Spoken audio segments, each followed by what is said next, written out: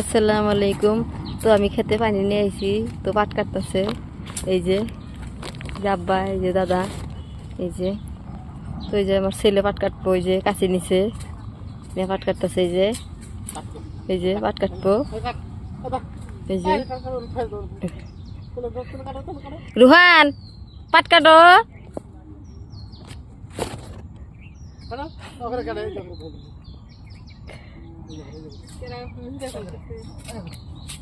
এই যে আবে না কাটপা দাও। তো এই যে সকালে এই পর্যন্ত কাটছে পাট। তারপরে এই যে দিকে আমার চাষি পাটের পাতা তুলছে ছাগলের জন্যে।